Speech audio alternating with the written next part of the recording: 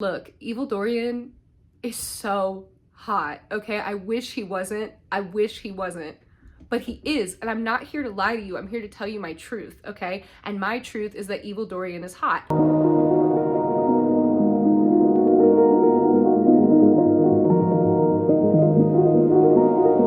Hi guys, it's Sarah. Welcome back to another video here on my channel. I hope you guys are doing well. It is so early in the morning right now as I'm sitting down to film this, but you know, we're just gonna get right into it. We are continuing on with our Throne of Glass recaps. Today, we're reading one of my favorite books, Queen of Shadows. This is such a Dorian heavy book, kind of in the worst way, but the ending, if you guys aren't already subscribed, don't forget to do that now just so you don't miss any updates in this series. And yeah, let's go talk about my favorite boy.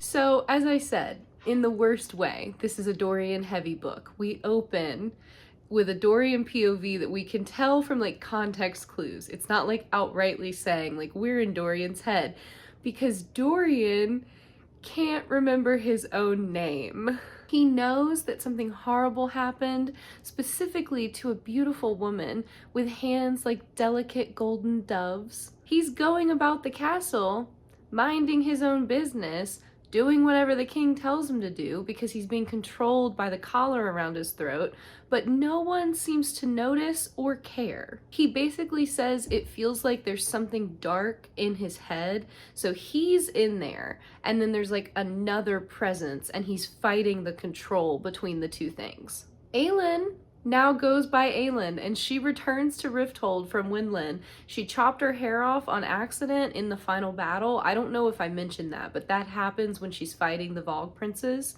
So her hair's shorter now, and she dyes it red on purpose. While tracking down Arobynn, she sees him meeting with Chaol, and Chaol's out of uniform in like regular brown clothes. Once Chaol leaves, she meets with Arobynn, and he's so gross and just like sleazy, and telling her that like he missed her and he's so happy she's home and he's so ready to make up for all the things he did. It's like, dude, you had Sam brutally murdered and tortured before.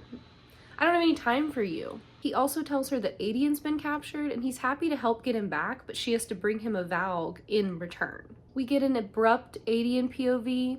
He is preparing for death. He actually got injured when he was being like dragged out of the throne room that day that Sorsha died, and he didn't tell anybody. So he's hoping that the infection that's set in will kill him before the execution, and that way Aelin will have no reason to come after him. Back in the city, after she leaves Arobynn, Aelin gets like tracked by those new creepy royal guards that are all in black. There's gonna be several things that she does that we won't really talk about. Just know that she keeps like starting fights with these guys and like messing up certain buildings, starting with the vaults, okay? She like blows them up, basically getting in a brawl, and she just does that sporadically through town, randomly through the book. She ends up escaping into the sewers because Arobynn told her Chaol was down there, but instead she meets Nesryn. She's one of Chaol's friends. Turns out he left the Royal Guard and now he's working for the rebels. Chaol runs into them while they're down there, but he's not happy to see Aelin. They update each other quickly on everything that happened in Heir of Fire, and she is heartbroken to find out that Dorian's got a collar on now. Chaol is upset that she came back empty-handed, and he won't tell her how to free magic or anything about freeing magic because he thinks the world's better off without it. She specifically doesn't need to have it because she'll just make a bigger mess of things, and also all Fae are monsters.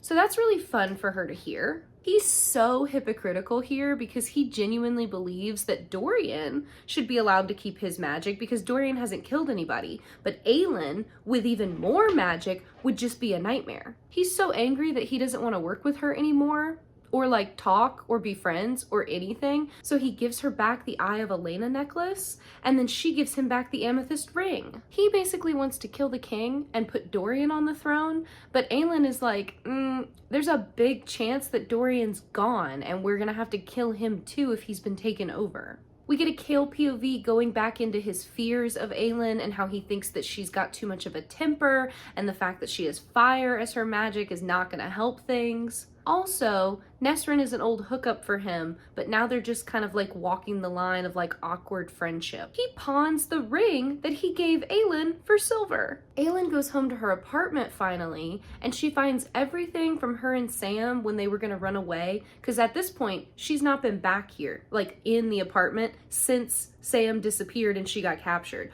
All of that stuff that she'd packed up for them is put away, which means Arobynn came back and like delicately put everything back in its rightful place, including Sam's clothes.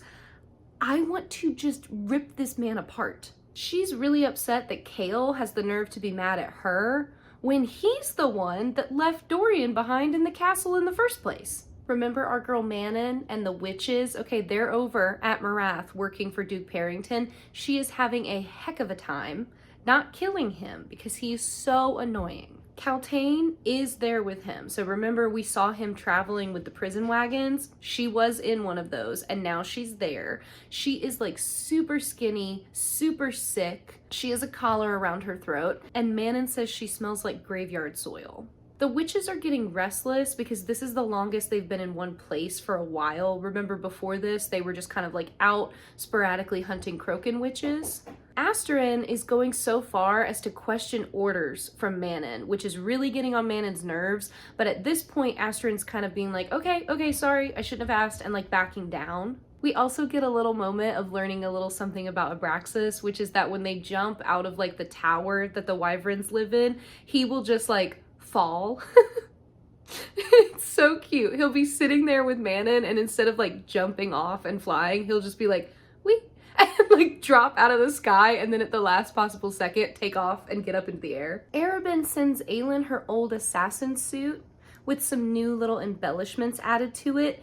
He's gonna do a lot of things in this book that are like testing her to see if she's forgiven him. So giving her this isn't to be nice. It's to be like, are you gonna wear the clothing that I had handmade for you? I just hate him. To Aelin's annoyance, before she can go outside, Lysandra shows up at her door. She begs Aelin to listen to her because she says that she needs to apologize and warn her. And Aelin's so shocked by her like begging tone that she lets her in, because remember, Lysandra that we met and knew is like a bratty, pompous, snotty girl, just like the worst of the worst. And Aelin was expecting that. So when she's like, please, Aelin, please listen to me, she's like, oh, yeah, I guess you can come in. She brings a young girl with her, and Aelin is like, yeah, she has to come inside too. Now she knows where my apartment is. I can't believe you brought her here. She almost kills the driver, but he swears he won't say anything. So Aelin's like, okay, fine. I'm watching you though. I know where you live. The young girl is named Evangeline, and she has like really big scratches on both of her cheeks. She also has the Clarice branding mark on her arm that Archer and Lysandra both have, but Evangeline's is like branded out for some reason. Lysandra came with like information from Arobynn, but she's pretty sure that he sent her to Aelin so that Aelin could kill her if she wanted to, just as like a little, here you go, I don't need her anymore, take her off my hands, like a present.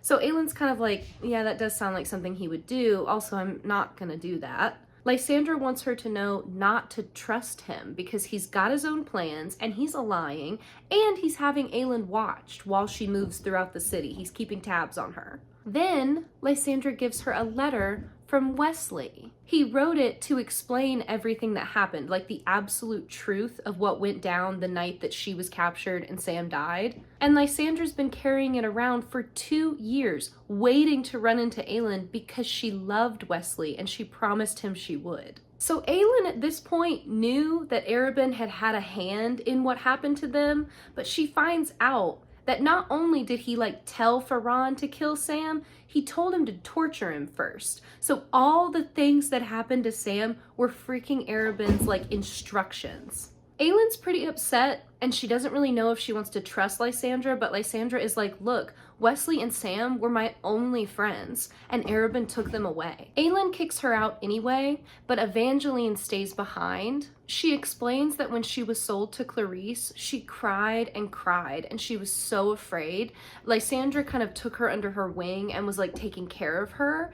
The night she was supposed to start training, she cried so much she made herself sick. And Lysandra told her that there wasn't a way for them to run because she had tried to do that when she was a young girl, and they'd brought her back and beaten her, which Aelin had no idea. She thought she liked being a courtesan this whole time. So Lysandra helped Evangeline by scratching her face so that she wouldn't be able to work anymore. But Clarisse was so upset with her that she made Lysandra buy her at like full price. So that's why Lysandra still works for Clarisse, and that's why she's still in debt. This kind of softens Aelin finding out this big truth, so she goes downstairs and brings them back up so they can like properly talk.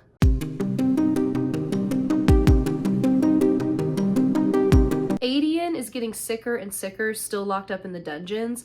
Dorian comes down to see him, and Aedion is like, Dorian, is that you? But it's not. It's not Dorian. It's just the demon like looking at Aedion, studying him. Aedion brings up Sorsha, being like, that was her name, Dorian. You loved her, and he killed her. But it doesn't work. Like, Dorian's too far gone at this moment that he can't even make that make sense.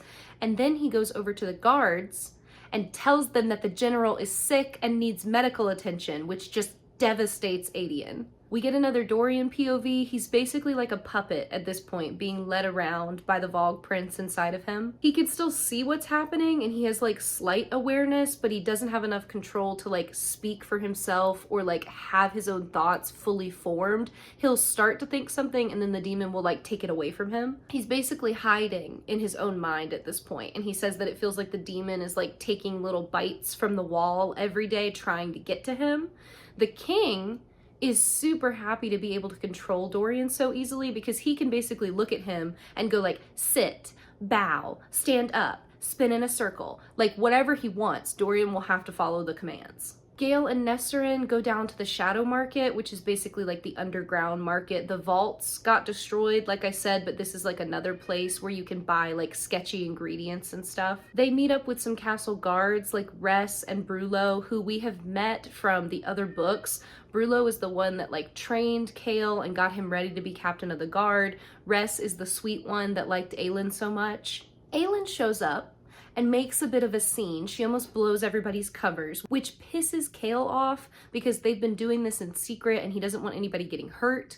But all she tells the guards is that the banquet where Aedion's gonna be executed is coming up, and she's like, I don't want your men on the southern side of the wall. Also, I want them to pin red flowers on their jackets so that I know who not to hurt. Aelin that night dreams of Rowan and how badly she misses him. She has to like remind herself that it's not a weakness to wish that he was there, because remember, they were sharing a bedroom for weeks at the end of Heir of Fire, and now she's just completely alone again. Duke Parrington tells Manon that he wants her to pick a coven for testing. He's trying to figure out if they're compatible for breeding with the Vogue, but not in like the mortal way. He wants to do a procedure where he like cuts into their stomachs, implants a little piece of stone, and then a creature is like allowed to grow in the womb, and then the witches will birth them.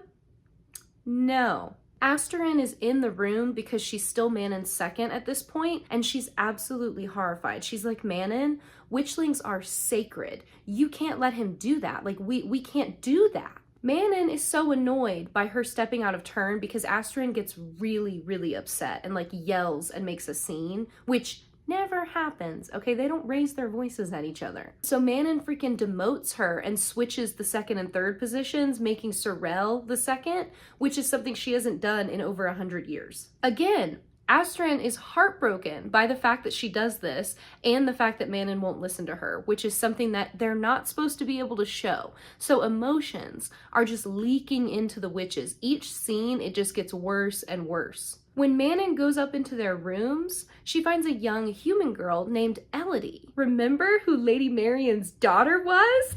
Oh my God, she's here. She's got clever eyes, but she's really shy and she's stuttering and like keeping her head down, and she's clearly very afraid of Manon. She has a hurt ankle that she says she got falling down the stairs. Her uncle didn't trust healers, so he didn't let anybody fix it for her, and then he chained her up with the hurt ankle so that she couldn't escape again.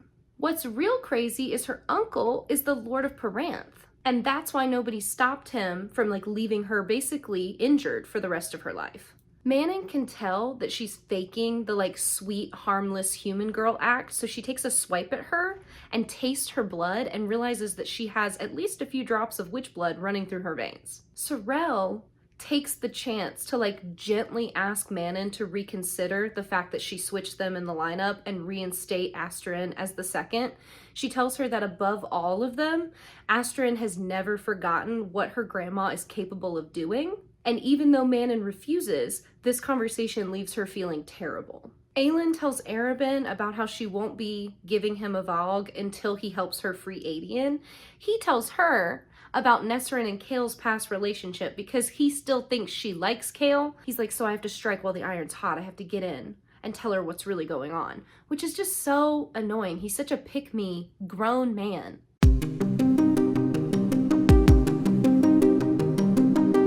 Lysandra comes to see her again and they bond over how shit Arobynn is because she can't stand him either. Lysandra wants to help kill him, but she truly wants to like destroy him first and just like wreck his life before they do it. Aelin apologizes for making Lysandra's life harder when they were kids and for not like seeing the truth of her situation and realizing that Lysandra was lying. And Lysandra is like really touched by this, but she says that they were both stupid and young and naive and they didn't get it. Like they couldn't see each other for what they were just jealous. So all is forgiven and they are truly girls. And now they're gonna be friends.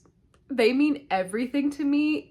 Truly such a pair. I love them so much. Like, y'all remember how much I disliked Lysandra when we first met her, okay? I was instantly like, oh, we like her now? We like her now, absolutely 10 out of 10, because she's incredible. Chaol tells Aelin that he wants her to leave Dorian out of the attack when they go to the castle to free Aedion, but she can only tell him that she will try because she believes that Dorian's gone. So Chaol is like, oh, okay, if you touch him, I will personally kill Aedion myself. Aelin says, you bring my court into this, Chaol, and I don't care what you were to me or what you have done to help me. You betray them, you hurt them, and I don't care how long it takes or how far you go. I'll burn your kingdom to ash. Then you'll learn just how much of a monster I can be. And he realizes, oh my God, I went a little too far with that. I shouldn't have threatened Aedion. Oops. So he tells her real quick, he's like, if we just tear down the clock tower in the garden, magic will be free. Please don't kill me. Aelin realizes that if the king is like this into the magic and the word marks, he might be able to use them to trap her when she goes inside. Remember how her and Dorian put them on the threshold of the doorway that one time and it trapped the creature and then they were able to kill it? She's afraid he'll do that to her. So she decides, okay, I need my word mark books, but they're trapped in the castle. How are we gonna get them? And Chaol's like, oh, when I got Fleetfoot out, I also got your books. So that's great.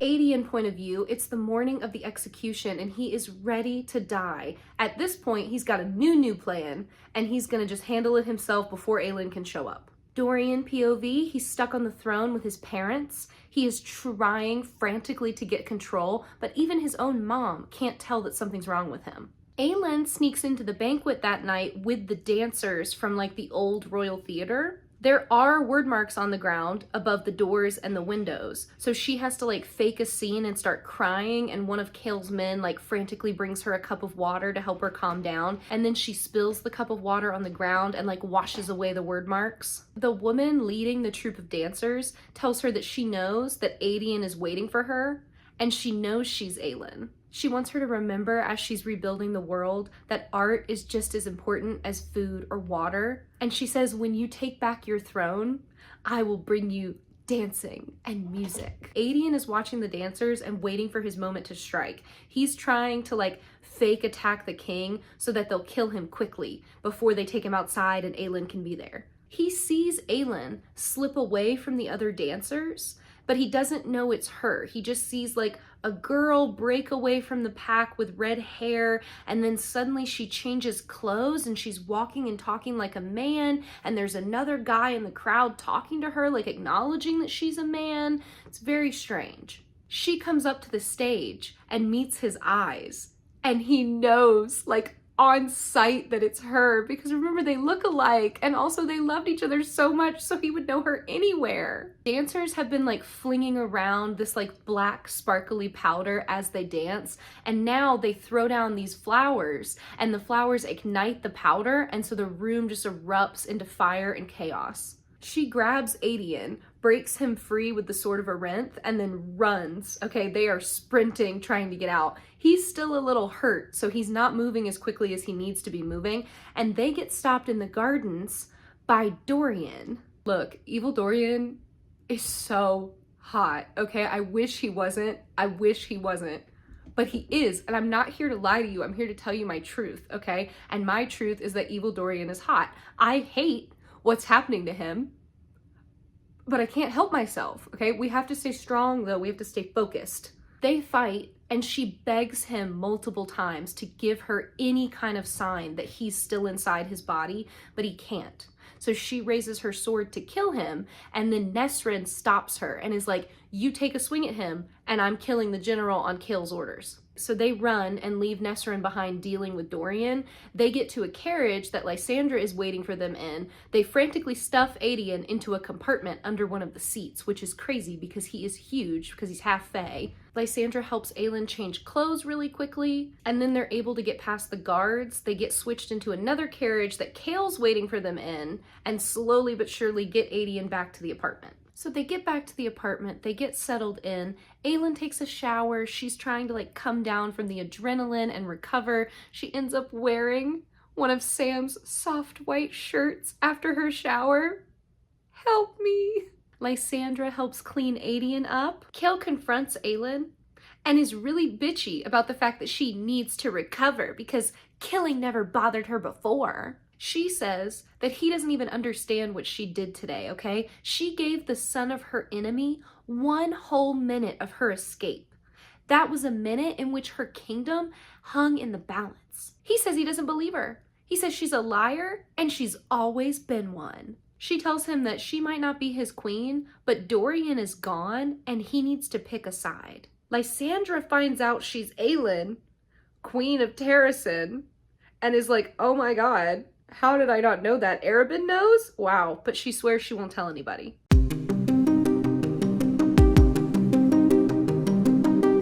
We get an Elodie POV, okay? She's a very clever girl, even though she can't read. We find out that like at age 8, when the war broke out, she just stopped getting any lessons because her uncle wanted her to be stupid. She prays to the goddess Aneth, the lady of wise things.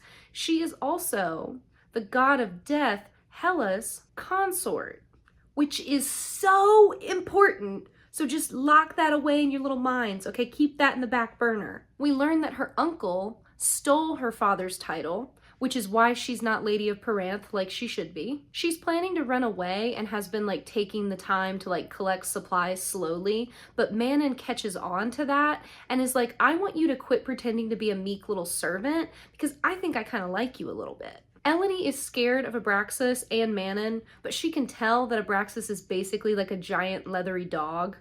And Manon gets really soft around Abraxas, so she's like, he must not be that bad if she loves him so much. We cut abruptly to a Manon POV, and she makes fun of Abraxas for being kind to Elodie, because once he realized that Elodie was scared, he was basically like rolling over on his tummy and doing little tricks for her. Her grandmother writes to her and tells her to give in to Duke Parrington's request and tell him what coven to use for testing. So Manon goes to Ghislaine, one of her other 13, and this one's the one that's like very well educated. She reads a lot. She's like the history buff of the 13.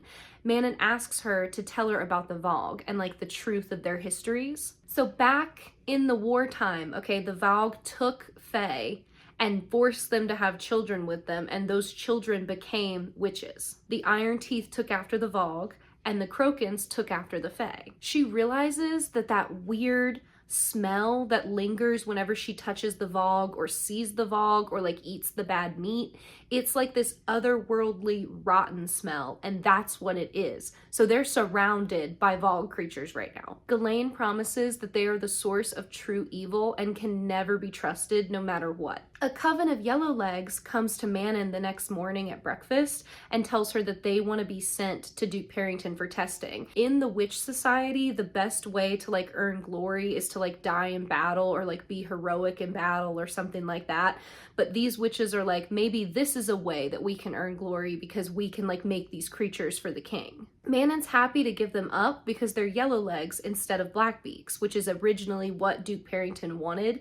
He kind of threatens her and she's like, you get what you get, dude. Do the thing with the Yellowlegs first, and depending on how it goes, maybe I'll give up some Blackbeaks. She wants to know why he's doing all of this and like taking the time to like make creatures and stuff. He just looks at her and goes, because we can. It is time to see if this world can be improved. And she doesn't like the way he says this world. Like, it leaves her feeling very unnerved. God, we get a terrible Dorian POV where he tells us that he tried to tell Elaine that he was in there, and when he couldn't, he was excited and happy that she was gonna kill him. Chaol is feeling horrible about what's going on with Dorian, and he's starting to get really, really nervous about the Vogue presence in the city because those creepy guards in all black just keep getting more and more people every day. Nesserin tries to comfort him, but it only softens him a little bit. They're still in that weird, like, friendship, past lovers world.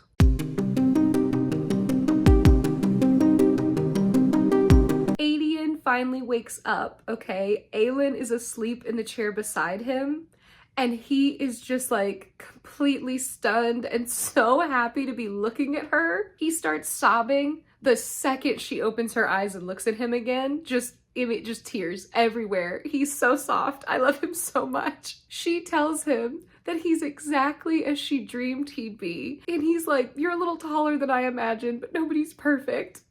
They're so cute. They talk about everything they've been through and agree that it was worth it if it meant they could get back to each other. They acknowledge that they're two sides of the same scarred golden coin. So Aelin, as I mentioned, destroyed the vaults, okay? Because she knew Arobynn had money invested in them, so he brings her to a new fighting ring. And he's like, pick an opponent. I've already signed you up to fight. So she picks like the biggest Vogue in the room. She proves herself in the ring and beats the person. And Arobynn is just livid that she killed the guy instead of giving him to Arobynn. However, he does tell her where they buried Sam, which is surprisingly a graveyard like down by the river instead of in the keep, which is what she was expecting. She thought they just gave him an unmarked grave.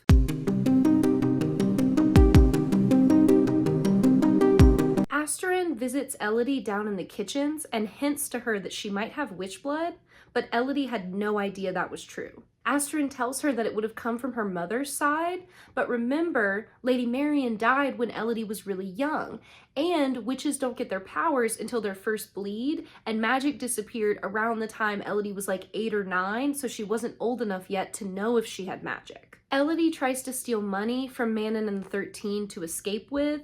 Asterin and Manon catch her. Asterin is like, we should help her, she's one of us. Manon is like, she's more human than witch. I don't want anything to do with her, and kicks Elodie out. Elodie is really afraid of Vernon wanting to keep her there to use her for experiments because she's like, if they're telling the truth and I really am part witch, he probably knows that, and that's what he's doing to me. Manon ends up catching him waiting outside her room, and she gets a really bad feeling about Vernon, and she's like, ooh, I've decided I've changed my mind. Elodie, choose right now, does your blood run blue or red? Elodie thinks it over, and she's like, do I want to be alone dealing with Vernon, or do I want to be protected by Manon and the 13 and have a home, even if it's with witches that are pretty scary? She lifts her head and says, blue.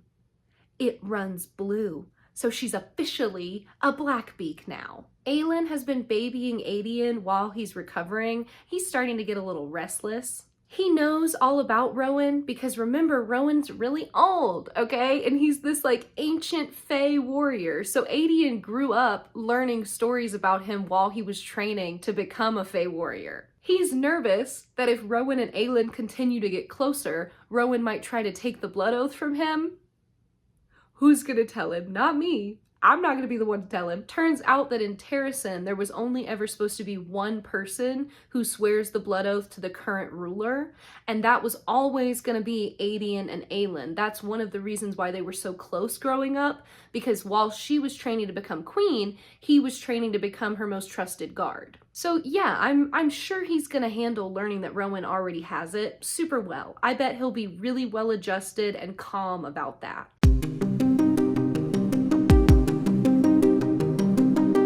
Remember back a couple minutes ago when Aelin went down to the Shadow Market to meet with Chaol and the other Royal Guard members, and she made a little bit of a scene and Chaol was worried about that?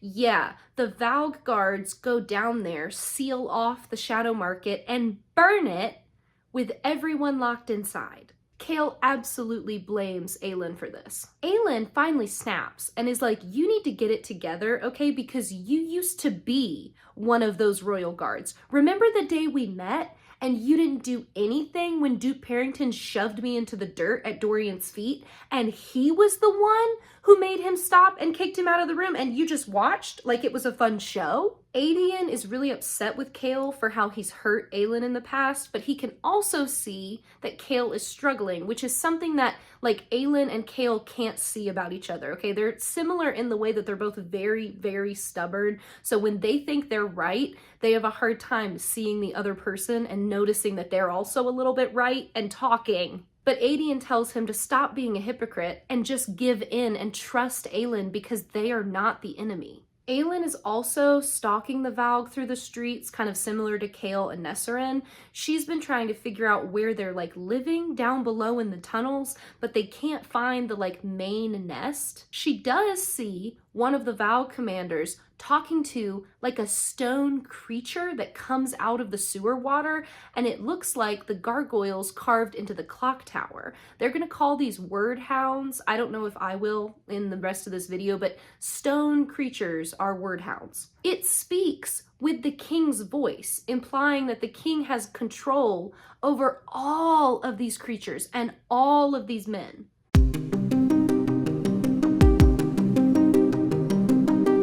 Aelin finally agrees to take Aedion out of the apartment. They go on like a little explore of the town to get some information with Neseren, and on their way home, he senses somebody following them. He's really confused because he can smell Aelin on this random stranger. The stranger comes into view at the end of the alley that they're standing at.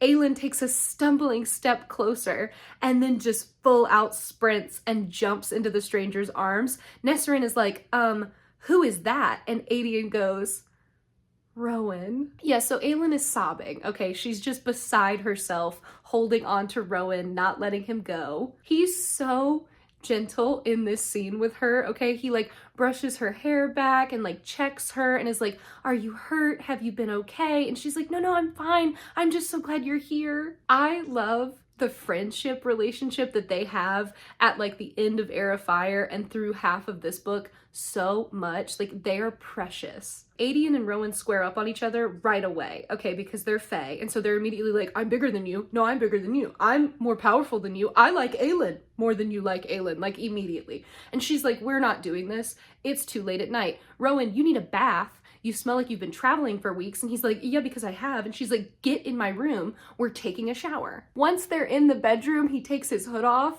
and he cut his pretty princess hair. I'm still gonna use these pictures from The Witcher, okay? Because this is Rowan.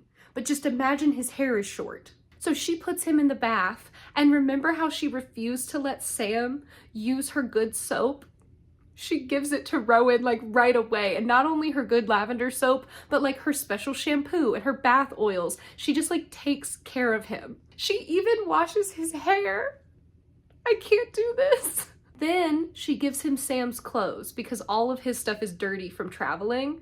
He knows immediately whose stuff it is, and he's like, oh, you do not have to give me those. And she's like, no, he would want you to have them. It's really okay, I promise. He looks through her clothes while they're like standing in her closet and tells her that her dresses are really pretty, which is like so sweet. He's so bird brain, okay? He's literally like going through them and like touching the sequins and the stones and being like, wow, I like your pretty princess clothes. Like, he can't help himself.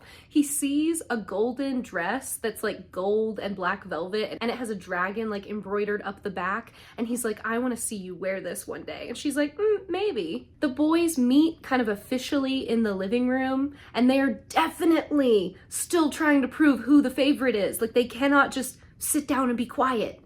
And then Rowan is like, hey man, do you know who your dad is? And Adian's like, no, my mother never told me. I'm not sure why it's any concern of yours. And Aylin's like, yeah, Rowan, it's really not a big deal. And Rowan's like, well, I thought you would know since you met him already.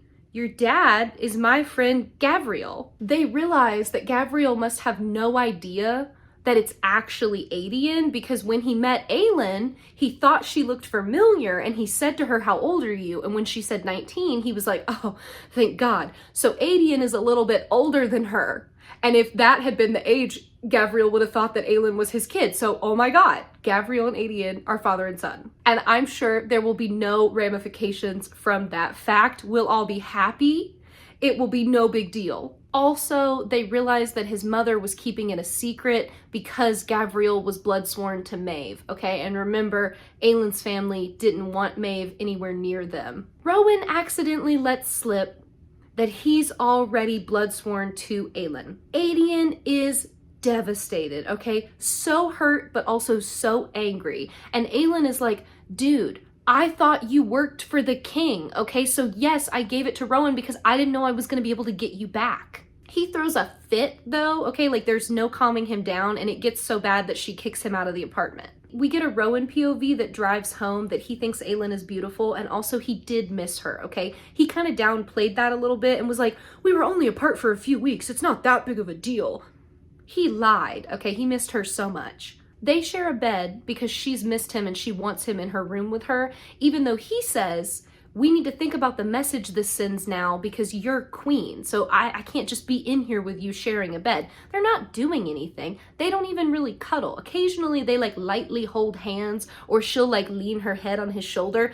That's it. That's the most that they do. But because of the way scent works, you know, they smell like each other and people will know. He tells her that he came because he realized Lorcan went after her and he didn't want her over here in Rifthold by herself. Lorcan is one of his like 6 friends, and he's the strongest female alive. So is Rowan. So like, if they squared up on each other, Rowan's like, it would probably just depend on who wanted it more, but his power's real scary. Rowan finds out that Chaol called her a monster and imagines killing him and how much fun it would be to do so. But he promises Aylin that if she's a monster, so is he. Oh my God, also we get the scene where she wears one of her like sexy nightgowns for the first time, because when she was in Winland, she was just wearing like normal clothing that they gave her, but now she's back with all her fancy stuff. So she's in her like lace and silk, and Rowan is like, what on earth are you wearing? Because he's never seen clothing like that before. But he tells her that he's not scandalized by it. It was just a little bit of a surprise. And she's like, what do I need to wear to scandalize you? And he's like, gold. Real metallic gold, because he is a bird.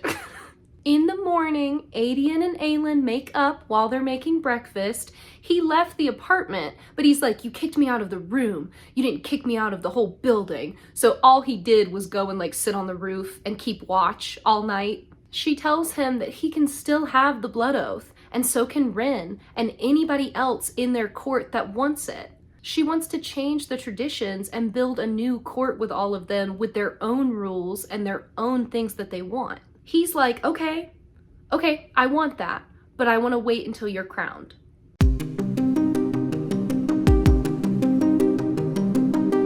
We get a Dorian POV, and I'm so sad.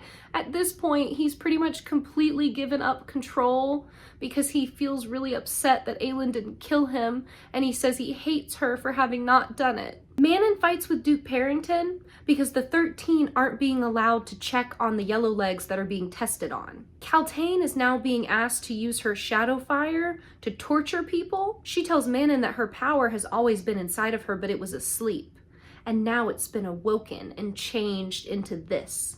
Manon questions Duke Parrington again and is like, what is going on here? What exactly are you making? And he tells her that they're making weapons for the king.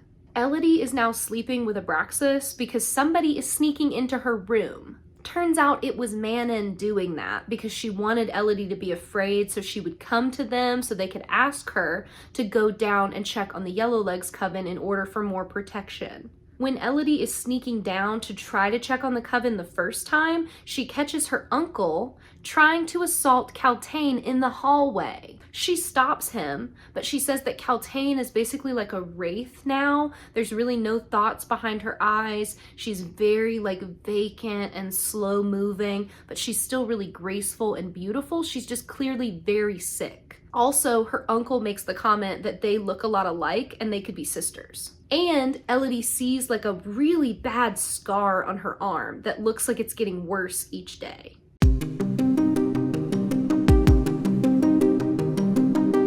Rowan puts Adian in his place about listening to Aelin, and Adian backs down. Adian also already has a crush on Lysandra, but he's hiding it from everyone, including himself. Rowan talks to him about building their own code, which is what Aelin already said she wanted to do. And Rowan's like, I want it to be focused on protecting Aelin, protecting Terrasen, and protecting each other above all cost. Adian gets really emotional because this idea of like loyalty and safety amongst each other is all he's ever wanted. Chaol meets Rowan and he is super jealous. He's like, oh my God, she went away and she spent all her time with this gorgeous man.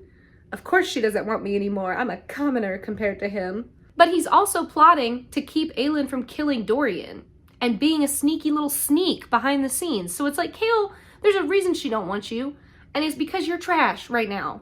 You're gonna get better a little bit, but you're trash. Rowan and Aelin go out into Rifthold because she wants to just take one day and show him around all her favorite spots. She takes him to the theater and plays the piano for him. Chaol is starting to admit that he might have feelings for Nesryn, but he's a little scared, so he's also pushing her away at the same time. Aelin sneaks out of the apartment and lures Lorcan down into a trap with the Vogue so that they can kill him for her. It doesn't work, and he pops back up and attacks her, but then Rowan shows up and is like, whoa, whoa, whoa, knock it off. Lorcan says Maeve let them go, and she still has plans to come and destroy them. It's not over yet. We get a Dorian POV where now that he's given up control of his mind, he is being forced to torture the men down in the dungeons with his own hands, and he can't do anything to stop it even when they beg him to. Rowan and Lysandra meet like officially, and he immediately is like, oh, so you're a shapeshifter. You have magic. And she's like, how did you know that? Rowan's really good with smells, okay? So that's how he knew Adian and Gavriel were related. This is how he knows Lysandra has magic. It's getting crazy. We're all glad Rowan came home. She's never told anyone, even Arobynn. That's because shifters aren't trusted, okay? They had a really hard time even when magic was like normal because they can literally turn into anyone or anything. So they're excellent spies, excellent thieves, they're liars, they're manipulators, everything that nobody would trust. What ended up happening to her was she was kicked out of her home when she was a young girl, and she spent most of her life on the streets. Thankfully, some would say, she had turned into like a prettier version of herself right before magic fell because she realized that if she was prettier, people would give her money quicker. But then that led to one of the only things she was able to do being working for Clarisse. She's been in this skin for so long that she doesn't even remember what she looked like before, so she'll never be able to go back to her old face. She also tells them that Arobynn is calling in their favor the next day, so the boys and Aelin catch a Vogue demon to take to him once he calls. The Vogue man, once they have him captured, talks like half in his own voice, panickedly begging Aelin to kill him, but then also in the demon voice, telling her that he's gonna kill her. The man inside the demon explains that the ring is how the king controls them. It's really, really sad. He says that he didn't want to do any of the things he's done, but now he's afraid to go home because of those things, like he can never be himself again, even if he's freed. This gives her hope that Dorian might still be alive. So Aelin is like, can I make a deal with you? Do you really want to die? And he's like, please, I'll do anything. I just want this to be over. And she's like, okay, listen very closely.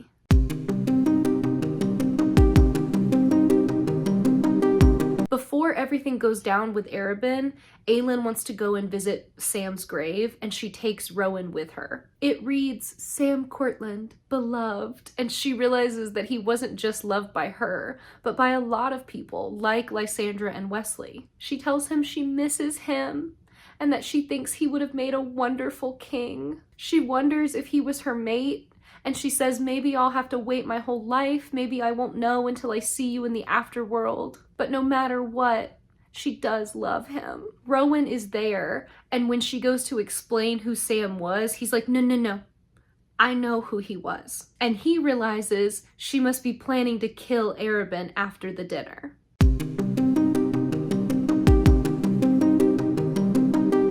With Manon's help, Elodie poisons one of the other maids so that she can get sent down with the laundry to see the Yellowlegs coven. We can assume Roland is there watching them. It's like a handsome man with blonde hair. The witches have already given birth and they're pregnant again. They're chained to tables, begging to be set free. The creatures they're birthing are not human witch-looking babies, okay? They've got wings and snouts and fangs. Astrid and the other 13 are horrified, and they're like, Manon, we have to get them out. Astrid's the one that like really stands up and fights back on this. Manon is like, I was following orders. Would you have me disobey my grandma?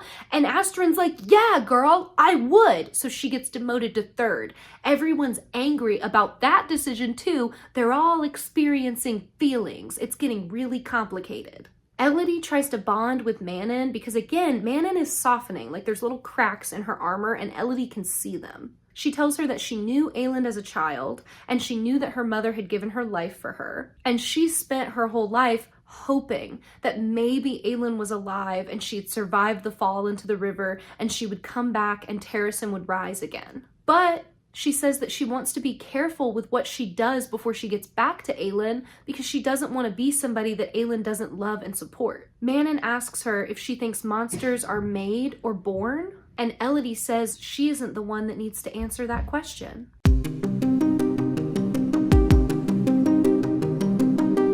So Arobynn sent a bottle of almond oil with the invitation to dinner, kind of insinuating that Aelin needed to wear it so she would smell like him. So Rowan wears it too, and when they get to the dinner, he's like, thank you for sending that oil. My skin was getting a little dry.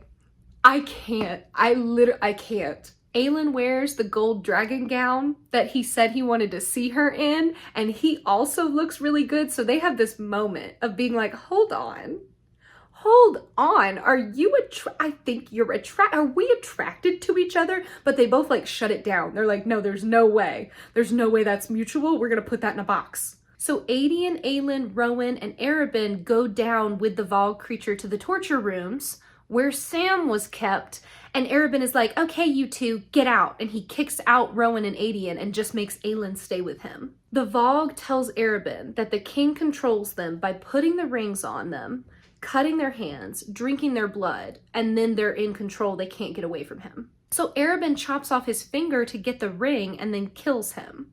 But remember, he wanted to die, so he looks at Aelin and says, please, right before Arobynn does it. They have dinner, and Arobynn and everybody else at the table can see how flirty Rowan and Aelin are being. Even though they think they're being subtle, they're not being subtle. They're having like full conversations across the dinner table, flirting with each other. Arobynn confronts Aelin about the fact that she's been systematically wrecking his investments in town. And she's like, yes, I have. And I will stop if you give me the Amulet of Arenth. And he agrees.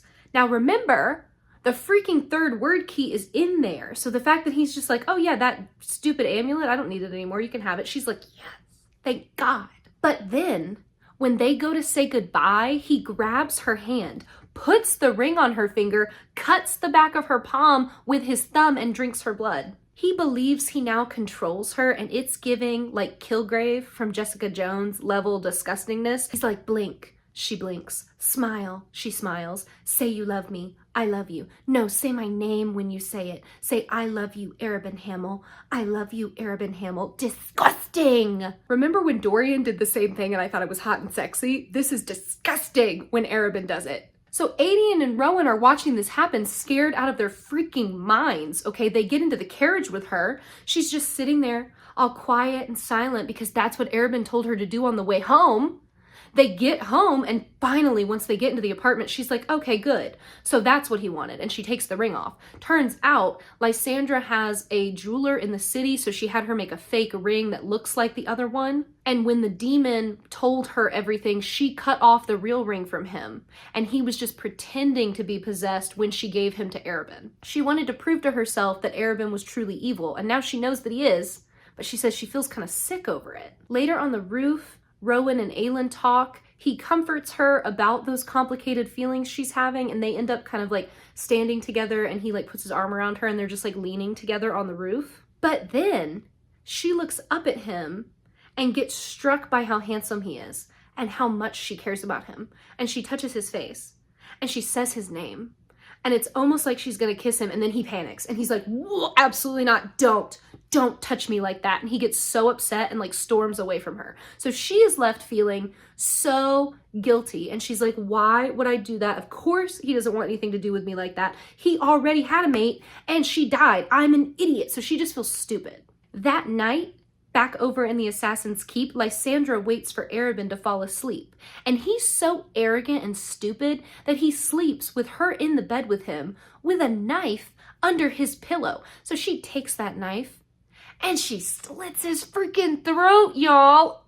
It's incredible. We find out later that she didn't kill him when she cut his throat, so he choked to death on his own blood, as he should.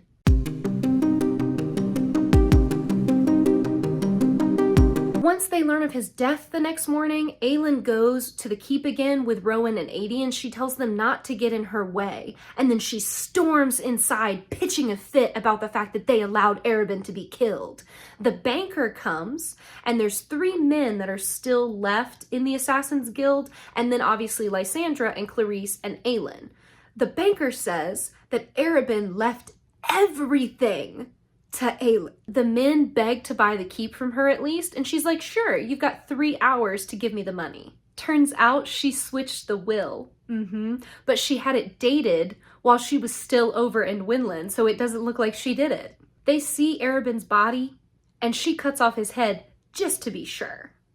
I love that for her. This was all a big plan to get more money, because up until this point, Aelin was paying for everything out of her own pockets. Manon ends up beating Astrid, because remember, that's how they like dole out punishments and keep each other in line. Astrid is finally starting to like crumble under all of this, and she's like no longer wild, and she's not smiling or like enjoying the fact that she's talking back, because she's always had like a little bit more of a chaotic streak under Manon, but she would always listen. Now she's just like heartbroken, and Manon ends up feeling terrible after this happens. Duke Parrington and Vernon are now like really working together, so they tell Manon in a meeting that she needs to pick a Blackbeak coven this time because they need more witches to test on. She asks for time though, instead of giving him names. The 13 take Kaltain out so that she can use her powers. Manon scouted the village for them, y'all, and then they take her there, and she uses her shadow fire and burns the village down, but she can't kill all of the people. So the witches have to go through and just slaughter all the villagers, and Manon normally loves killing people, but these are innocents, and she feels bad about it. Adian tells Aelin that he's sorry that she had to be such a dark person, because seeing her at the Assassin's Keep like playing that old role was really hard for him. She tells him her plan moving forward, which is to free magic, stop the king, and kill Dorian. Not necessarily in that order. The last 2 can be switched if they need to. Rowan also has a hard time seeing her in that assassin role. He also 100% admits to us in his point of view that he definitely likes her, and he's been dealing with those feelings for weeks now, but he's too afraid to tell her. He tries to talk about the almost kiss, but she brushes him off because at this point she's embarrassed. Lysandra learns what ghost leopards are for the first time, and trust me, that's going to be important moving forward.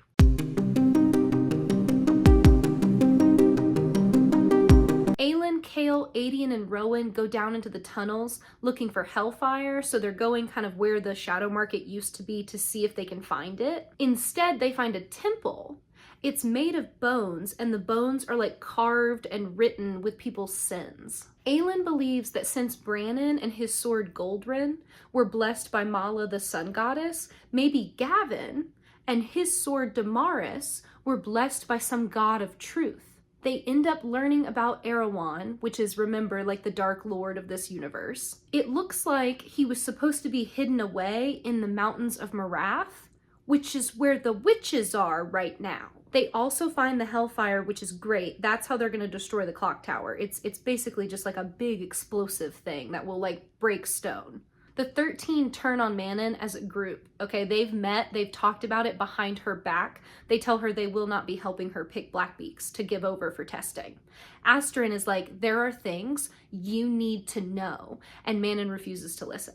Before Manon can kill Asterin and get in a fight with all the other 13 because they rear up at her and they're like, don't you freaking touch Asterin. Not on our watch. Roland comes into the room, which should not be possible. They should have heard him coming. They did not. He just stumbles inside. He gets control and begs her to kill him quickly. So Manon does, because she's like, I don't know what the heck is going on here, but these Vogue people are freaking sketch. She realizes that some of the 13 were really affected by him coming into the room, and some of them weren't. Those that weren't have gold-flecked eyes. And when she got close to Roland, the demon like ran away and hid from her, and he was able to talk. So something's going on with the golden eye situation. Nesserin comes and tells them that the king is building an army in Marath, so now they know about the witches and the wyverns. Rowan tries to comfort Aelin because this is really scary, and now they're like, how are we gonna go up against witches and wyverns and a whole army? But Aelin's having a hard time talking to him after the kiss situation. Lorcan shows up and snatches Aelin and puts a knife to her throat. He offers to trade the third word key in exchange for the ring from Brannon that Maeve had, which was that golden ring from the last book. He says it was never sentimental for Maeve, it just protects from Valg powers. We get a Rowan point of view where he says he thought he knew fear, but he'd never been more afraid in his life than when he saw that knife at Aelin's throat. Aelin is really upset after this encounter because there's something that she needs to tell Rowan, and she's so upset to think about never getting to tell him before she dies. He feels equally bad and says that he failed her and he broke her trust. Even though she swears that he didn't and it's okay, he just feels like he's bloodsworn to her and he was supposed to know that there were things like that that could happen, and he should have stopped Lorcan. He never should have even gotten close enough to snatch her. He admits that he lied when he said he didn't miss her, and he in fact went a little freaking cray-cray when he was over in Winland without her. He was just waiting for an excuse to come, so when Lorcan got on the boat, he was like, yes ma'am, I'm on my way, and he just rushed away without thinking of the consequences. He says if she had died, he would open the word gate himself if it meant getting her again. They have a weird moment where she like lets him nuzzle up on her neck with his like sharp teeth, and she's basically like, I trust you. I would never let anybody else get at my throat. That means I trust you. I don't know. It's a moment for them though. They have a really good time. Yeah, they want to bang at this point. It's clear to both of them. They would like to bang. They haven't even kissed yet. But he wants to do it when they're alone, because poor Adian is like 2 walls over and he can absolutely hear everything. Dorian point of view, he is so broken now to the point where when the demon tells him to like enjoy the suffering and taste the fear and pain, he's starting to like it and he hates himself.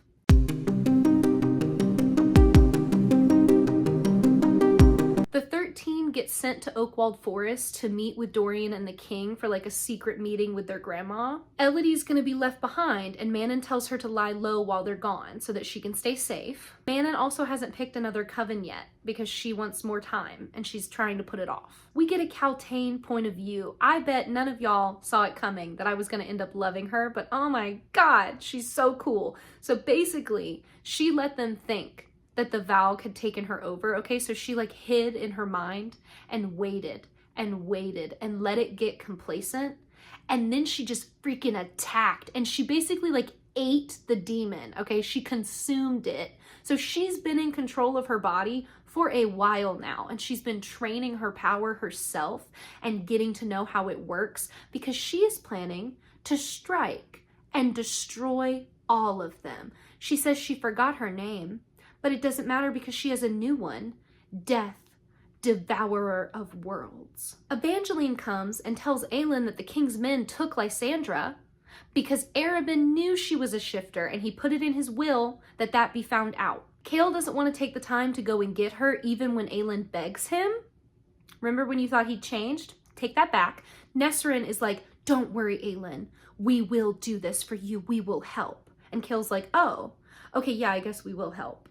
So they're now planning to go to that meeting in the forest where the witches and the king and Dorian will be. We learn that Aedion has seen the little folk in the forest, just like Aelin, but all of the fae that are supposed to be there are gone. They get to the meeting place and see the wyverns for the first time. Chaol promises to get Lysandra out and take her through the forest because he's the one that knows the pathways the best, as long as Aelin promises not to hurt Dorian, and she agrees. Manon's grandma yells at her not to speak, and then the king shows up and takes the grandma away so they can look at a weapon that she's been working on for him, leaving Manon and Dorian alone together. She can see his collar, so she knows he's sick. When she gets close to him, though, the demon has to pull away because he's so afraid of her eyes. He says they are the eyes of the old Vaug kings. They call each other Princeling and Witchling. The banter is unparalleled, okay? It is incredible. She asks if he's a man or a demon,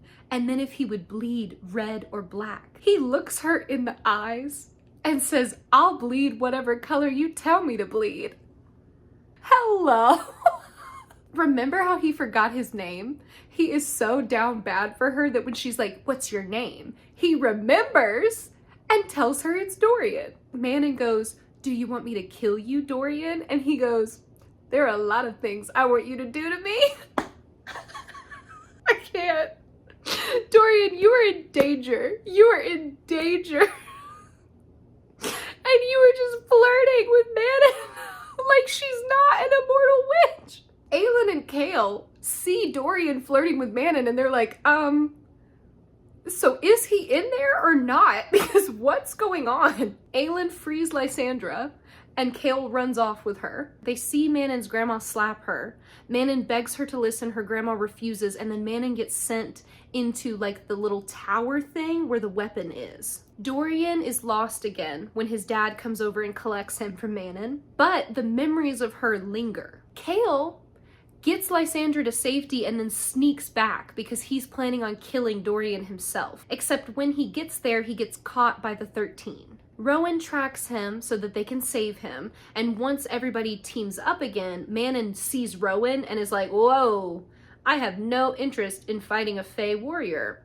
I'm good, you can have your little human and y'all can go. Aelin is an idiot though, so she pushes it by being like, surprise, surprise, I killed Baba Yellowlegs, which makes the 13 turn into vicious killing machines. When they run at her though, Aelin had used Chaol's blood to make like a little barrier spell, so they run into like an invisible magical wall and get stuck. The 13 track them to another ruined temple that's basically like a series of islands with bridges connecting them, and they're trying to run across, but the 13 follow. Rowan gets shot in the shoulder by an arrow, and Aelin loses her mind. Okay, she like bellows with the rage and the pain when he gets hit, so that's interesting. It leads to Aelin and Manon getting into like a horrible, horrible fight. Aedion and Asterin want to get involved and fight with them, but they tell them both to stay back and that it's just between the two of them. The island between the bridges starts to collapse. Manon at this point is hurt, so she's like down on the ground trying to escape.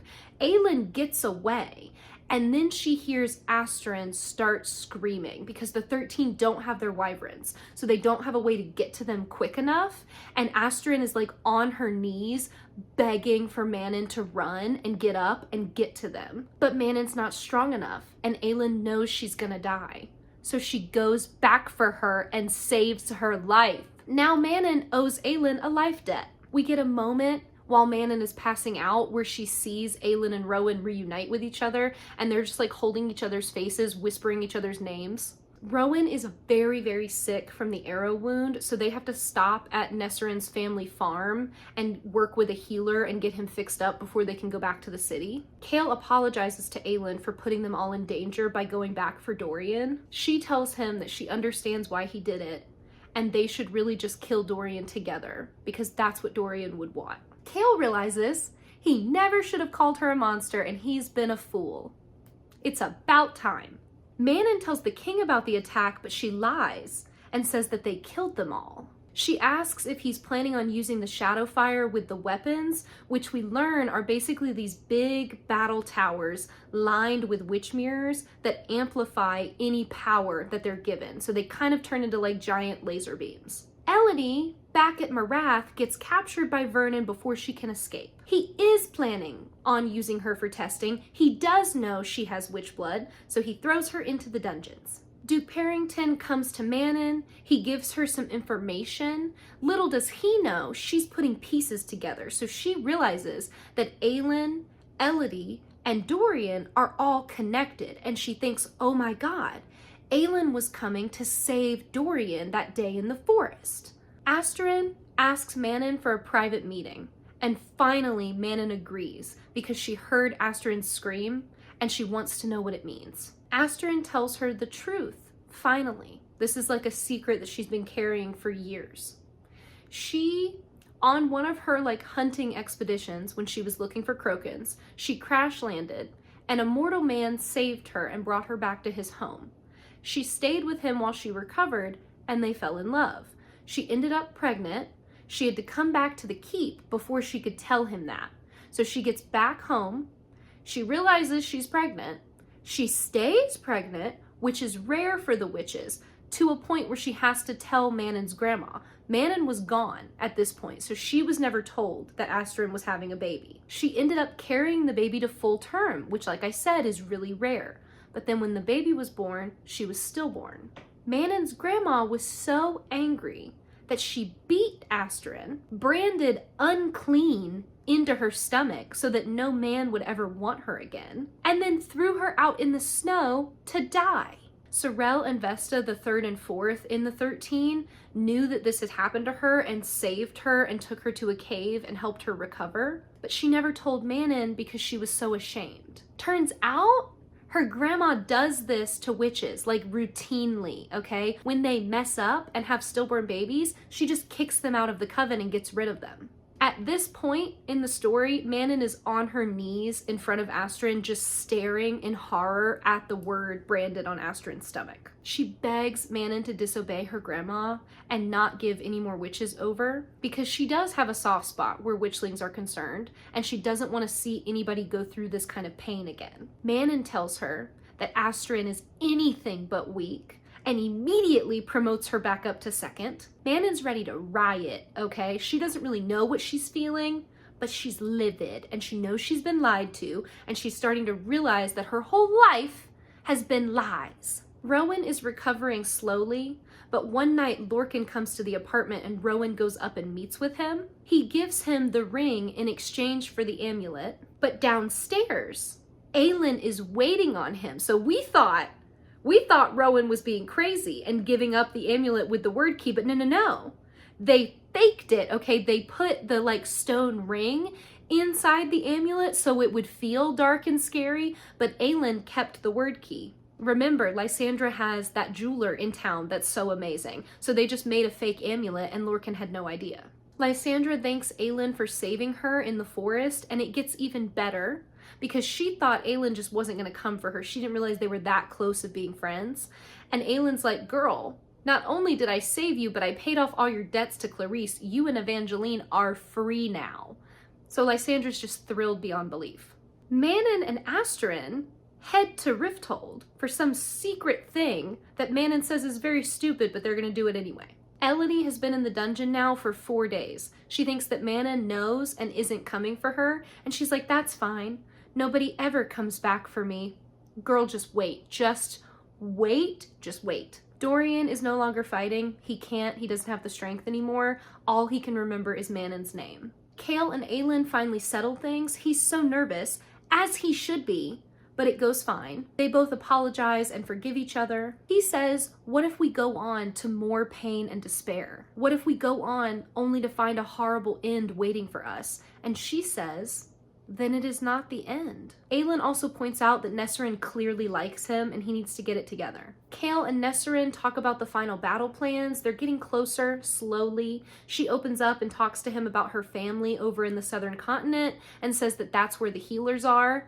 Y'all remember Yrene from Assassin's Blade and how she wanted to go be a healer in the southern continent? It's all coming together. They decide when it's all over, they want to go somewhere together and hold hands.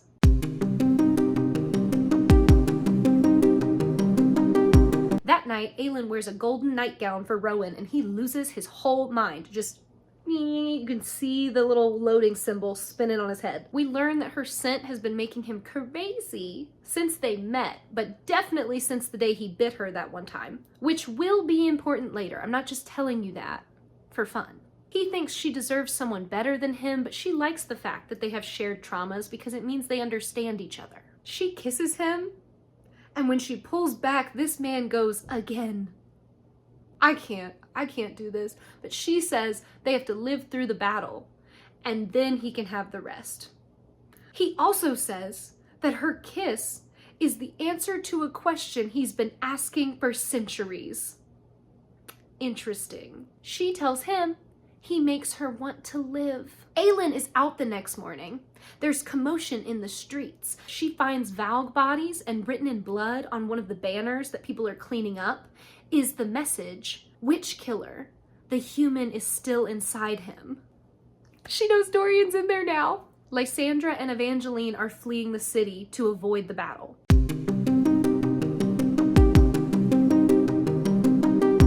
The final battle starts. Aedion and Rowan take the Hellfire down into the tunnels to go blow up the clock tower because they both have Fae in them, so they can run really fast to get away from it.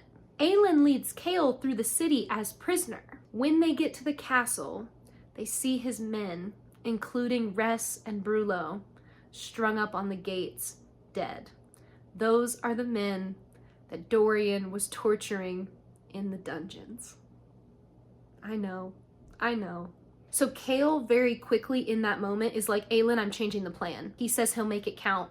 And she says, okay, we'll do it that way. They arrive at the gates and she says the king's champion has come home and she's brought one hell of a prize. Remember how she had her hair dyed? So this whole time she's been running around with red hair. Now she looks like herself again, finally. Once inside, they meet with the king and Dorian is also in the room, but Dorian doesn't know them. We get a small POV where he tells us that he doesn't even recognize them anymore. She gives the king the seal rings from the royal family over in Winland because Lysandra's jeweler made her fakes. But the king knows that she's Aelin. Aedion and Rowan have trouble down under the tower because remember, there's so much iron down there. So when Aelin went down, she was in her mortal body, but they're both, half Fae and full Fae, so they're struggling. They push through, and then they realize that Lorcan lied to them. The word hounds that we thought he had killed, actually he just gave them Rowan's scent. So now they all desperately want to kill Aedion and Rowan.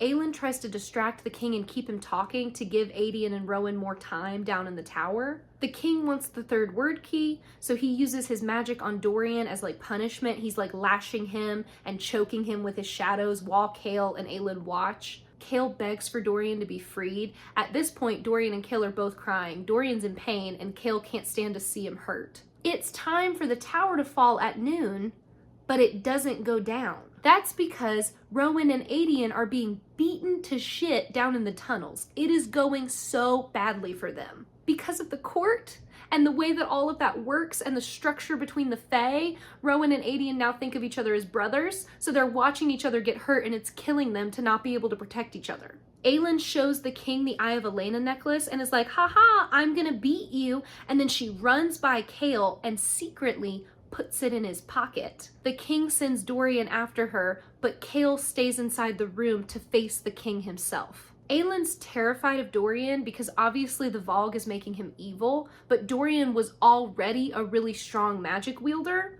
so with the Valg in control of his powers, he's super dangerous and deadly to fight against. She jumps out a window and goes taking off through the grass to a different tower, climbing up to a certain bridge that her and Chaol already planned on like the final battle taking place. Chaol point of view, you guessed it, he is sacrificing himself to give Aelin more time to save Dorian. The king uses his magic on him, and even with all the word marks that they put on their bodies, it's getting to him and they're fading. Every time they get hit, the paint that the word marks are marked with like starts to chip away a little bit. So it's just a matter of time before the king can kill him. Chaol says that he's not afraid though. And even as the pain hits him, he doesn't care because he knows Dorian got away and that's all that matters. Dorian point of view, he's trying to kill Aelin, but also he kind of remembers her a little bit, but he can't remember how. Aelin begs him to remember her, or remember Chaol and his sacrifice, or Sorsha and her death and how that made him feel, but he's too weak and he can't get a grip on any of those memories. She says, I came back for you, just like I promised, and he looks at her and says, I don't care, and just keeps attacking. Rowan and Aedion are in deep shit at this point, okay? But Lorcan comes and saves them. Rowan can feel Aelin being hurt by Dorian and it nearly kills him to know that he's failed. The tower finally falls. Rowan gets burned though because he's already hurt and Lorcan's trying to get him away from the flames, but he doesn't get him far enough away, so Rowan gets like burned on his back. So now he's even more injured. And when the rubble clears, they see that the tower was a hiding spot for all of these Vogue creatures, and they just overrun the tunnels. Remember how they couldn't find the nest? They found it.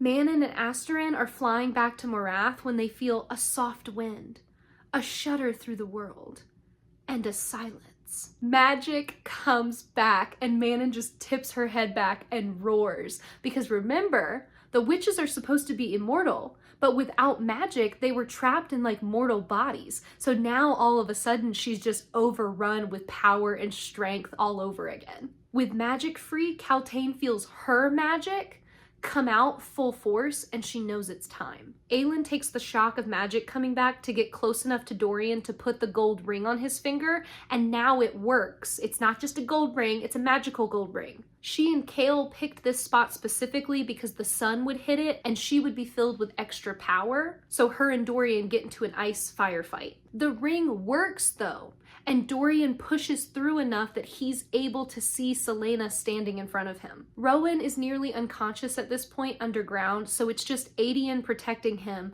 and then Lorcan fighting, except Lorcan runs away, so he leaves them behind to die. Aedion turns to Rowan and tells him it's been an honor, and they make a final stand together. But then a ghost leopard comes running into the room, tears the Valg apart, and helps them win. Yes, Lysandra point of view, okay, she was in the carriage fleeing with Evangeline when magic came back, and she decided, you know what, screw this, I'm sending Evangeline out, but I'm going to fight with my friends. Rowan sends her after Aelin and she runs. She nearly gets shot by the archers outside the castle, but Nesryn is there and she knows that it must be Lysandra, so she saves her and tells her to keep going. Dorian is fighting against the demon, but it's still in control of his body, so it's still using magic against Aelin and she's getting weaker. The king shows up and Aelin realizes that that means he killed Chaol, and the king is like, oh yeah, he didn't even land a single blow. And then we hear,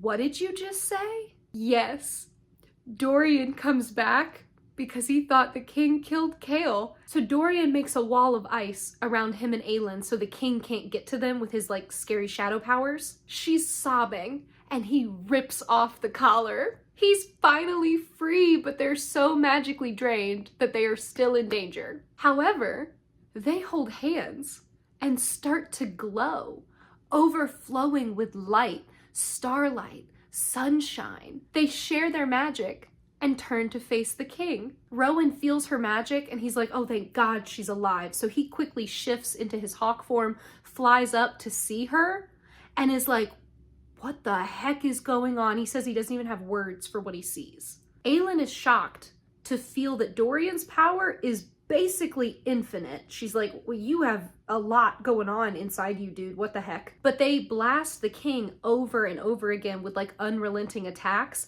until they rip away the darkness and it's taken out of him forever, and he collapses. The king looks up at them, and in a voice that Aelin's never heard says to Dorian, "My boy, my boy." Then he turns to Aelin and says, "Are you here to save me at last, Aelin Galathinius?" Aelin is shocked. She's like, "I'm sorry, what?" But Dorian is like, "Don't listen to him. He's a liar." The king says that everything he ever did was to keep Dorian safe from Duke Parrington. Turns out, Parrington is the one that convinced the king to go down into the tomb and get the word key and become evil. The freaking Dark Lord is in Duke Parrington's body. And then the king was taken over by one of his minions. He says he tried to stop the war, but he wasn't strong enough. He couldn't do it all. The last time he took control was when Dorian was born, because he knew that Duke Parrington, Erewhon, were looking for the strongest of the magic wielders, and he knew that Dorian was so strong and so precious, and he couldn't let his son be taken. So he built the towers and took magic away so that Dorian would never know he had it. He has been using the last of his strength to keep that memory locked away so that Duke Parrington doesn't understand why magic disappeared. Dorian still doesn't believe him, but he begs for forgiveness and turns to Aelin and says, "I came to you when you were a child because you were supposed to be Aelin of the Wildfire. I thought you could burn the darkness out of me, but I didn't have the ability to ask you, so I had to attack so that maybe you would attack me and it would heal me." He also tells them that Chaol is alive and he didn't make the killing blow because he was surrounded by light. Remember how she slipped the freaking Eye of Elena necklace? Remember how she slipped the Eye of Elena necklace into his freaking pocket? That's how he survived. Dorian, though, is having none of it. He looks down at his dad and goes, "You are a liar, and you deserve this." He's glimmering, the ends of his fingers are sparkling with magic, and then he tilts his head back and roars with the battle cry of a god and shatters the glass castle. Yeah. He's my favorite. I picked well. Oh my god. So the bridge explodes and they all fall, plummeting to the earth. Aelin uses the rest of her power to stop the giant glass castle from showering the city and killing everyone. She makes basically a blown glass wall up in front of the old castle gates. Rowan uses his wind magic to keep her from falling, but she lands on the ground and then is immediately knocked unconscious. When she wakes up, Dorian is beside her, and so is Chaol. So she goes to the castle wall, stands up on it, and tells the people that are gathered there that she's Aelin, Queen of Terrasen. The king is dead, and Dorian is in mourning, but he's going to rise and be their new king. She will be watching the city for him. And if anybody does anything before he comes back into power, she will kill them by letting the glass wall melt and drown the city in molten glass.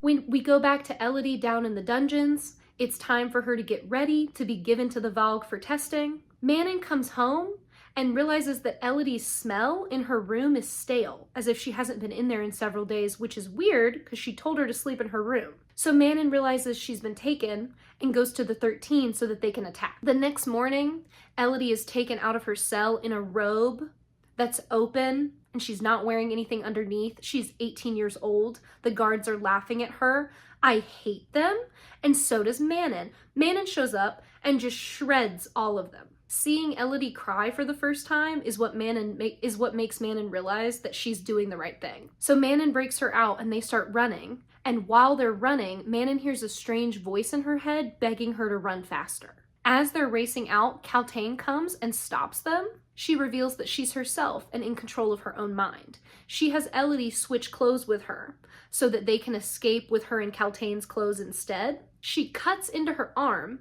pulls out a piece of stone, tells Elodie to reach into the pocket of Kaltain's dress, takes a strip of fabric that looks like it was torn from something, wraps the stone in it, and gives it back to Elodie. She tells Elodie, "You find Celaena Sardothien. Give her this. No one else. No one else. Tell her that you can open any door if you have the key, and tell her to remember her promise to me. to punish them all. When she asks why, tell her I said that they would not let me bring the cloak she gave me, but I kept a piece of it, to remember the promise she made, to remember to repay her for a warm cloak in a cold dungeon. I can't. Elodie wants to take her with them, but Kaltain says she has no interest in living, and she doesn't even think she can anymore with the darkness inside of her. Once she gets taken down into the depths of the fortress, Kaltain just unleashes herself. She destroys like over half of Morath, just like brings the fortress down, burns as many freaking people as she can, including herself. But as she dies, she's smiling.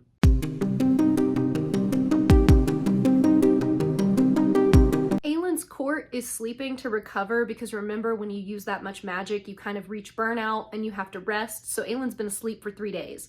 Rowan says the only thing that kept Aedion from chewing on the furniture was leaving him in charge of the castle. Lorcan visits to say goodbye, and Lysandra pukes on him because when she turns back into a human, her like human stomach can't handle all the Vogue guts that she eats when she's in her battle forms. Lorcan tells Rowan that he knows that Aedion is Gavriel's son and the fighting isn't over. He also took the ring back now that it works when Dorian fell. Aelin wakes up and sobs with Rowan. They explain to each other how their sides of the fight went down, and then they kiss again. Aedion and Lysandra watch them kissing, and Lysandra's like, that's what I'm gonna find one day. Aedion goes, what? A gorgeous Fae warrior? And she laughs him off, but it says she smiles at him knowingly. Aelin goes to see Dorian. He is struggling with all the things he did and trying to come to terms with all of that. He also feels like maybe he doesn't even deserve to be king anymore, if that's the kind of man he could be. But Aelin's like, dude, you were possessed and you still survived. She tells him that no matter what, even if she is Queen of Terrasen, they're friends and their kingdoms are going to be allies. He turns to her crying and says, you both came back. Chaol wakes up and sees Dorian sitting beside him and just starts to cry on sight. And Dorian is like, oh wow, I didn't think I looked that terrible. So they both cry and they tell each other what happened. We find out that Chaol was paralyzed by the king from the neck down. Rowan was able to heal him, but only from the waist down, so Chaol can't walk anymore. Dorian wants to send him over to the southern continent so that he can be healed by their magical healers. Chaol is like, no dude, I can't leave you again. And Dorian's like, Chaol, you never left me. I'm sobbing. Dorian has officially made him Lord Westfall, and he's the king's hand, which means that Nesserin replaces Chaol as captain of the guard, which is amazing because they've never had a female captain of the guard before, and Dorian's like, it's about time things started to change. Nesserin and Chaol get left alone. She cries because she thought that he was dead. He tells her it's okay. They're gonna go to the southern continent together and have their own little adventure. Elodie is crying with the 13 while they escape. Manon tells her that Aelin is alive and Elodie needs to go north to Terrasen. Elodie just sobs even harder and Manon gently touches her shoulder and just says, hope. Manon also takes off the shackles on Elodie's ankles so that she can walk normally. She's still really hurt though. She has basically like it's almost like she's got like a permanent twisted ankle, like the bone didn't set correctly, so she walks with a limp, which I don't think I mentioned. Manon knows that they're still technically on opposing sides of the war, so she says she hopes they never see each other again. And Elodie is like, I know I probably should feel the same, but I don't. And then Elodie starts the journey home. Aelin gives Lysandra a territory in Terrasen that used to belong to the Allsbrooks, but they don't want it anymore, and she makes Lysandra a lady. Dorian signs a royal decree freeing all the kingdoms that were under Adarlan's rule. The little fam has dinner together, toasting to a new world and freedom. We learn that Duke Parrington and Vernon both survived the blast at Morath. Manon asks Astrid what it was like to love, and Astrid tells her it was joy and pain, but it was the most powerful thing she's ever experienced. Astrid tells Manon she thinks it's a good thing things are changing, and Manon smiles at her for the first time. Aelin shifts into her Fae form. Dorian and Chaol come to see her in her rooms, just like old times. They talk about what's coming and what's happening, and Dorian is like, so here we are. Aelin says, at the end of the road, and Chaol goes, no, at the beginning of the next one. Everyone collapses into bed that final night because so much has happened. They're all emotionally and magically drained. Lysandra and Aelin end up in the bed together, and in the morning, Aedion comes barreling in like a kid on Christmas, telling them to get up, it's time to go home. He's so excited. Lysandra turns into a ghost leopard, chases him out of the room, comes back, goes back to sleep. He comes back a few minutes later with a bucket of water and dumps it on them. I just love these little moments that she writes where they're all silly and goofy because so much has happened to them, and it's so cute that they can still have fun and be a family together. Like, they're everything to me. Dorian gets them all packed up with all the food and supplies that they need. He's nervous to be on his own and to become king. Aelin just tells him to send word if he needs her. She's always going to be there for him. He says he wishes he could see Sorsha just one last time to tell her what was in his heart. And Aelin goes, she knows, because she feels the same way about Sam. The fact that they have that shared trauma of having not told the people that they love them, oh my God.